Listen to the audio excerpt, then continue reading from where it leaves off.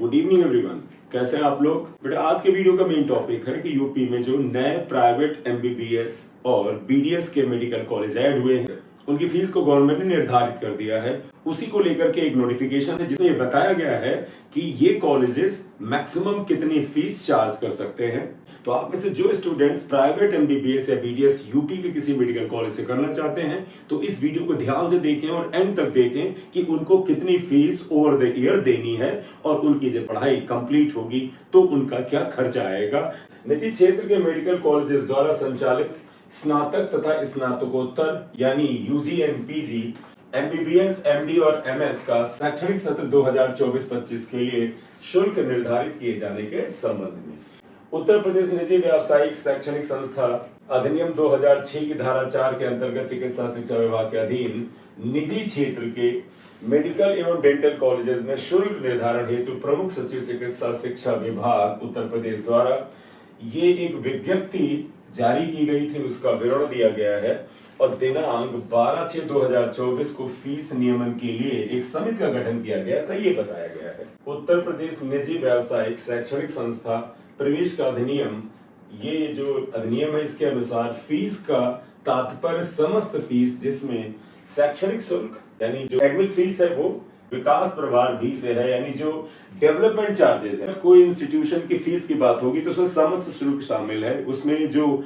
आपकी फीस है, education fees है, एकेडमिक की जो फीस है और साथ ही साथ जो डेवलपमेंट के नाम पर फीस लेते हैं वो सब सम्मिलित है। यानी आप जिस इंस्टीट्यूट में एडमिशन लें वो अगर आपसे कहें कि डेवलपमेंट चार्जेस अलग से पड़ेंगे तो आप अलर्ट रहिएगा, उनको नोटिफिकेशन दिखाइएगा कि नहीं, आप डेवलपमेंट चार्ज अलग से नहीं ले सकते हैं। Whatever fees has been decided by the government that is the overall total fees. Okay, ये यहाँ पे 4-5-6 पॉइंट साफ साफ बता दिए हैं।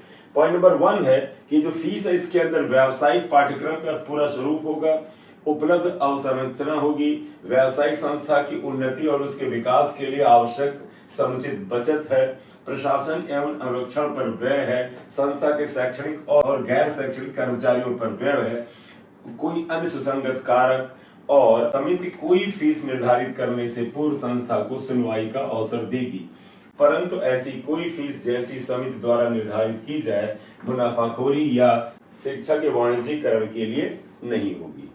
फीस नियमन समिति द्वारा की गई उक्त संस्तुतियों के आधार पर निजी क्षेत्र के 3 मेडिकल कॉलेजों द्वारा संचालित स्नातक स्तरीय पाठ्यक्रमों एमबीबीएस, एमएस, एमडी एक्सेट्रा हेतु संबंधित संस्थाओं के सम्मुख अंकित शुल्क शैक्षणिक सत्र 2024-25 हेतु एतद द्वारा निर्धारित किया जाता है। तो बेटा ये जो 3 इंस्टीट्यूट है इनसे रिलेटेड इंफॉर्मेशन है। आप अगर इन इंस्टीट्यूट में एडमिशन लेते हैं तो आप इससे ज्यादा फीस नहीं देंगे। पहला इंस्टीट्यूट है Shri Gorakhnath medical college hospital and research centre Gorakhpur, होगा यहाँ पर 50 एमबीबीएस सीट्स की मान्यता मिली है और इसकी जो पूरी फीस है बेटा, पूरी की पूरी फीस की बात हो रही है 12,14,683 रुपए। दूसरा कॉलेज है national capital region institute of medical science Meerut, इसमें एमडी एमएस के पाठ्यक्रम यानी पीजी पाठ्यक्रम की जो फीस है वो 21,63,946 रुपए सालाना है, प्रतिवर्ष है बेटा, प्रतिवर्ष है। और इसके बाद नेक्स्ट है श्री सिद्ध Vinayak medical college and hospital Sambhal UP, MBBS के पाठ्यक्रम की जो फीस है वो है 12,14,683, ये सेम फीस है। तो अगर आप इन दोनों मेडिकल कॉलेजेस में एमबीबीएस की पढ़ाई करने जा रहे हैं या इस मेडिकल कॉलेज में पोस्ट ग्रेजुएशन कोर्स की पढ़ाई करने जा रहे हैं तो इस फीस से ज्यादा अमाउंट मत पे करिएगा। This is the full and final fees.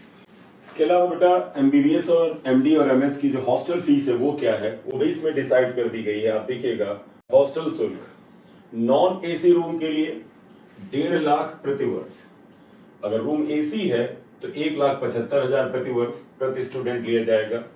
उक्त शुल्क में मेस शुल्क सम्मिलित है, मतलब आप ध्यान रखिएगा इसमें सिर्फ रूम का शुल्क नहीं है, इसमें जो मेस का डिनर, लंच और ब्रेकफास्ट है वो भी इसमें सम्मिलित है। एक कक्ष में 2 से अधिक छात्र नहीं रखे जाएंगे, ये भी निर्धारित कर दिया कि एक रूम में 2 से ज्यादा छात्र वो हॉस्टल में नहीं रखेंगे। छात्रों को ब्रेकफास्ट, लंच व डिनर उपलब्ध कराया जाएगा। आहार पौष्टिक तथा वैरायटी का होगा। हफ्ते भर का मेनू चार्ट बनाना होगा। सिक्योरिटी डिपॉजिट जो कि रिफंडेबल होता है, हॉस्पिटल, लाइब्रेरी, लेबोरेटरी और अन्य समस्त सिक्योरिटी राशि को सम्मिलित करते हुए रुपए 3 लाख एक बार में जमा होंगे।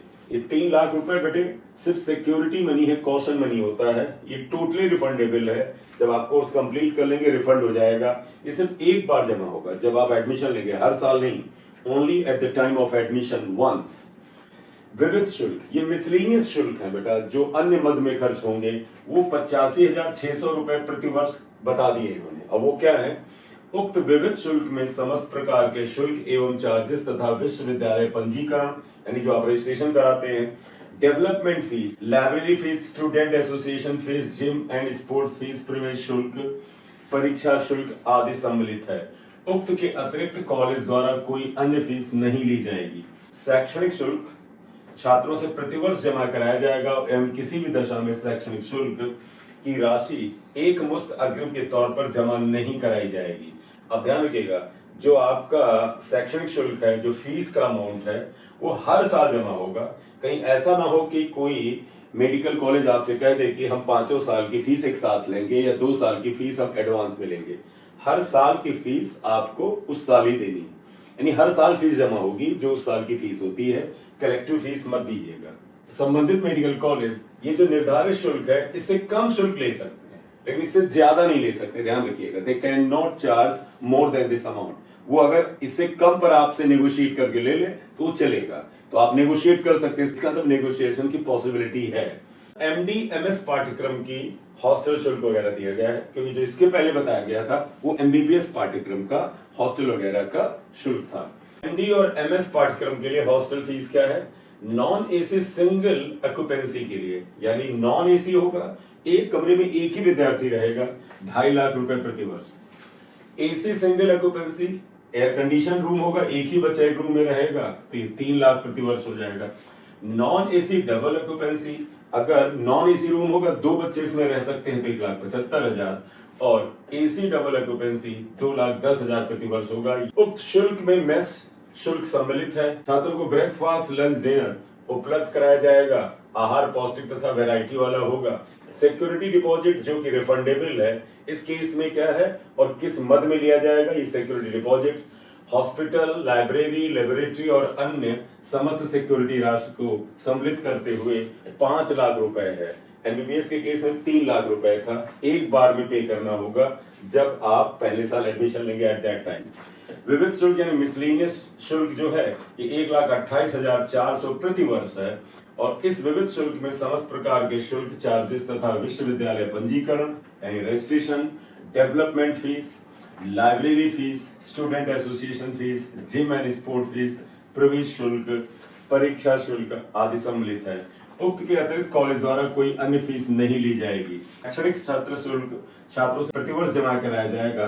ये वही नियम है जो बेटा एमबीबीएस में था कि हर साल की फीस उसी साल देनी होगी। ये जो निर्धारित शुल्क है बेटा, इससे कम ले सकती है। उपरोक्तानुसार निर्धारित शुल्क की सूचना महानिदेशक चिकित्सा शिक्षा एवं प्रशिक्षण उत्तर प्रदेश की अधिकृत वेबसाइट इस पर प्रदर्शित की जाएगी तथा संस्थाओं द्वारा इस आदेश द्वारा निर्धारित शुल्क की सूची अपनी अधिकृत वेबसाइट पर प्रदर्शित करना अनिवार्य होगा। तो ये सारा का सारा नोटिफिकेशन इस वेबसाइट पर भी मौजूद रहेगा, और सारे के सारे जो मेडिकल कॉलेजेस हैं उनको अपनी वेबसाइट पर जो फीस है उससे रिलेटेड डॉक्यूमेंटेशन देना होगा। बेटा ये नोटिफिकेशन है जो कि यूपी में नए एमबीबीएस और बीडीएस के मेडिकल कॉलेजेस खुल रहे हैं, और जिनमें पीजी या यूजी के कोर्स की मान्यता मिली है, उनकी क्या मैक्सिमम फीस हो सकती है वो बताया गया है। ध्यान रखिएगा, ये मैक्सिमम फीस है। मिनिमम में वो अगर आप नेगोशिएट करें तो इससे कम भी फीस दे सकते हैं। तो जब आप एडमिशन लेने जाएं इन प्राइवेट मेडिकल कॉलेजेस में, तो आप इस नोटिफिकेशन की एक कॉपी अपने साथ जरूर ले जाइएगा, जिससे कि आप उनके सामने अपने पॉइंट्स को रख सकें अगर वो आपसे ज्यादा पैसा चार्ज करते हैं। Thank you very much for watching the video. अगर आप चैनल पर नए हैं तो काइंडली से लाइक कर दीजिएगा, सब्सक्राइब कर दीजिएगा। Thank you very much.